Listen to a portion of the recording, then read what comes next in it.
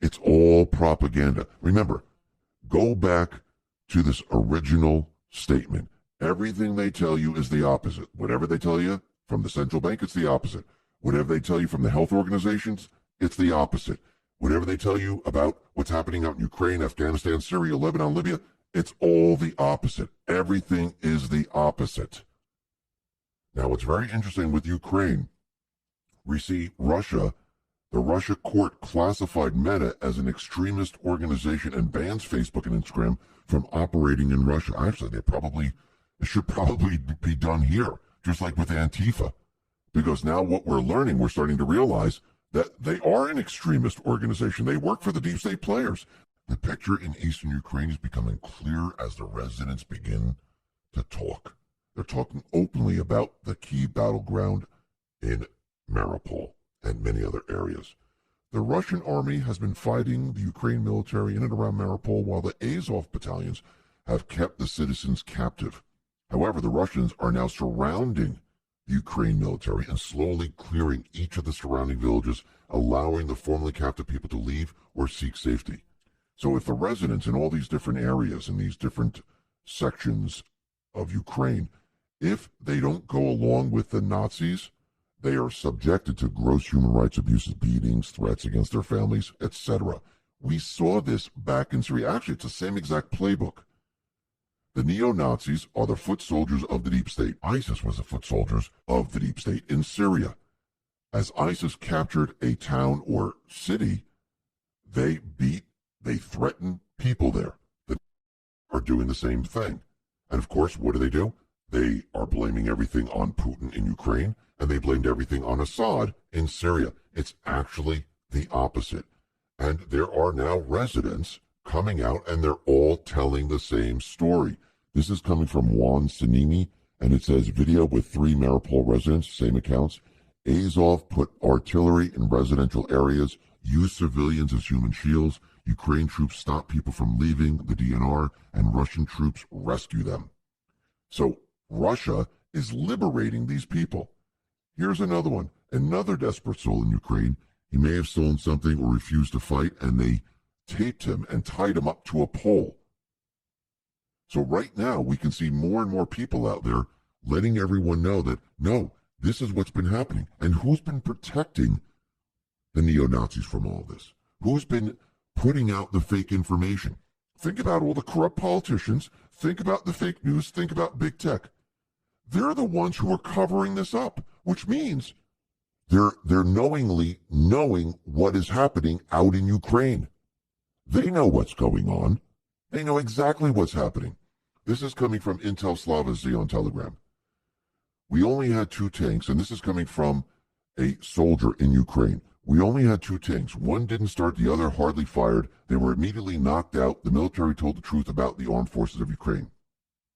This is coming from a captured soldier of the 58th Motorized Infantry Brigade of the Armed Forces of Ukraine, and he talks about how bad the Ukrainian units had it. They don't have the right equipment.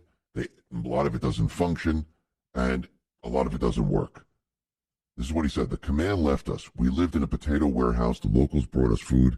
There were only 2 BRDMs in the unit and 2 tanks. One would not start. The other hardly fired. They were knocked out almost immediately, the contract soldier says. I saw on the internet that the Ukrainian army is defeating everyone after this battle. I'm not sure. No, it's the actual opposite of this happening right now. And what's very interesting is that we're starting to see that Russia is also systematically destroying NATO sites in Ukraine.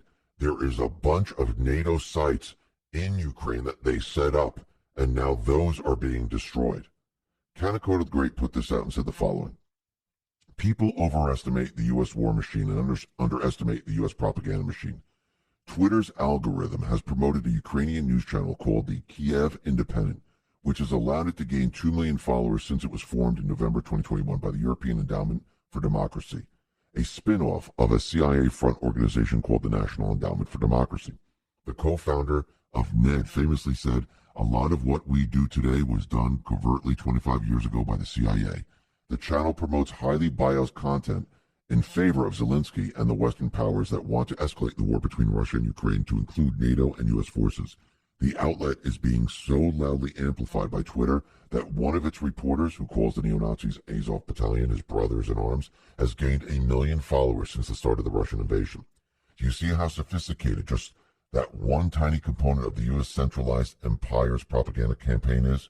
How many seemingly disparate and unrelated elements it has? Multiple countries, NGOs, an ostensibly independent social media platform, an ostensibly independent news outlet. Truly, one of the most underappreciated or overwhelmingly powerful forces on this earth is the U.S. propaganda machine.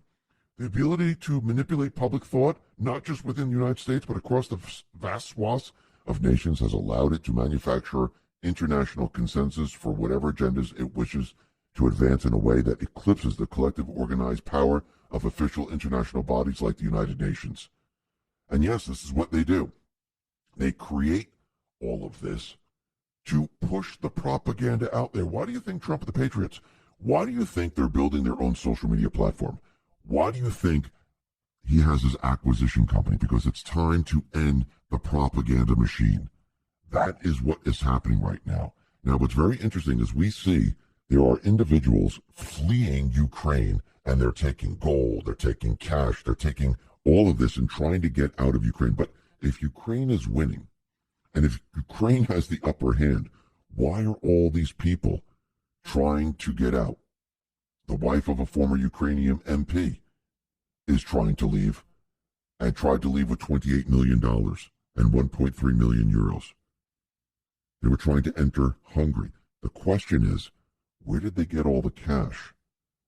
Money laundering? It's starting to seem this way. Brian Cates put this out.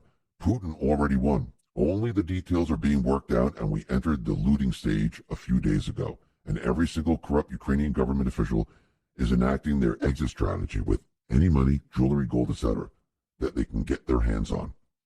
And yes, they're going to try to convert a lot of this into cryptocurrency, and they're going to try to get this out of the country. Is this going to work? I don't believe so, because there's a problem. If you're converting fiat, you're going from fiat to cryptocurrency, so you have that transition. That transition can be stopped. And we'll have to see how this all plays out. But what's very interesting is we can see there's more and more emails showing that, yes, the United States, the deep state players, they set up biolabs, bioresearch labs in Ukraine, and they spent $200 million on this. So the Russian Defense Department has presented documents allegedly proving U.S.-Ukrainian bioresearch was conducted with the Ukrainian military. The Pentagon acknowledged that the U.S. has spent $200 million on the programs in 46 biolabs in Ukraine since launch by young Senator Barack Obama in 2005. U.S. officials have so far insisted that the funding went solely to Ukrainian Ministry of Health for civilian purposes. But we know that they've been creating pathogens in these labs, and soon these pathogens are going to be produced. And there's a lot of emails here that show that they weren't just working on, just simple biological things. They were working on pathogens. And it's going to be a complete and utter disaster. Remember, who was in charge of this? Joanna Wintroll. And there's a lot of emails going back and forth showing that, yeah, they were involved in this, so they knew exactly what was going on. They're not going to be able to hide this. This is going to be a complete and utter disaster for them in the end. And it's all going to be produced. Now, what's very interesting is that Russia right now, they are calling on the nationalists in Ukraine's Mariupol to lay down arms, and they're offering safe passage out on March 21st, which is today.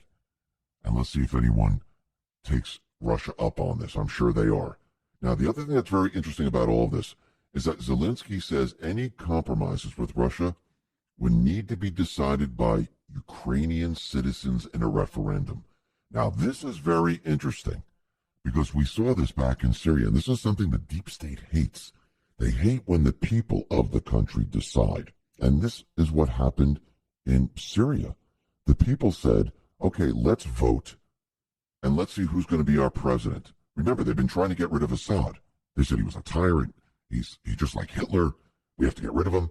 But the people in Syria overwhelmingly voted for Assad. What happens if the people of Ukraine, and I'm not talking about the neo-Nazis, I'm talking about the everyday citizen, if they vote just like they did in Crimea, and remember, They had people on the ground watching the vote, making sure everything was on the up and up. And Crimea, the people of Crimea decided, we don't want to be part of Ukraine. What happens when the Ukrainian citizens, they decide, okay, let's have a referendum, let's vote. What happens if they decide, you know something? Russia is actually liberating the towns, helping us get away from the neo-Nazis. What happens if this doesn't go the way everyone thinks it's going to go? What happens if they vote to agree with what Russia wants and against the deep state players? This is going to be a complete and utter disaster. And it's very interesting that Zelensky is saying this. We'll have to see how this all plays out. But Trump, during his rally in Florida, he said something very interesting, and Benny Johnson put this out. He said, when I was in the White House, we had peace through strength. Take a listen. White House, we had peace through strength. You didn't fuck around with us. And that's absolutely true. Now, think about everything that Trump did while he was in the White House. Everything that he set up, everything that he did is now boomerang on the deep state players.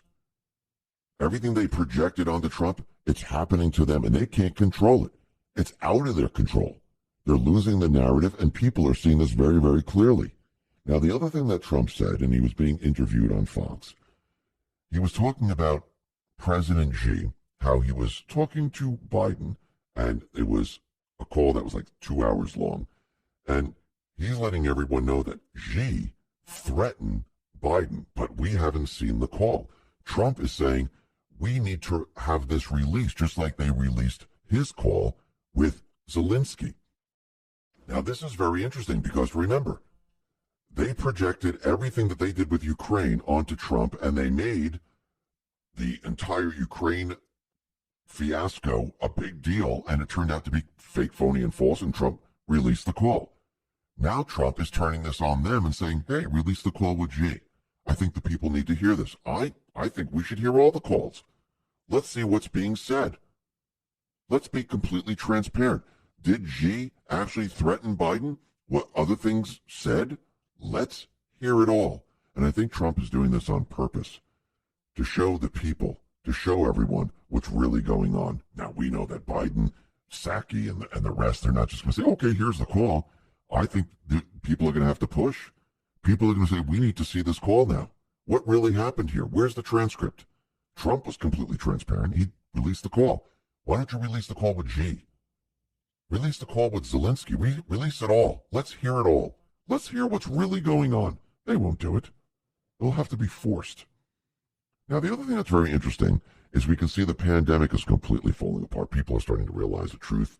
And Fauci, he's going back on the idea that he's retiring anytime soon.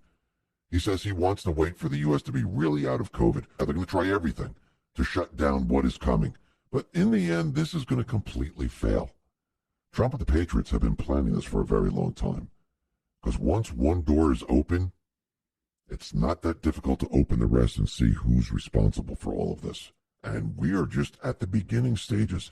Every time another door is open, the deep state players are going to feel pain at each step of the way. Enjoy the show.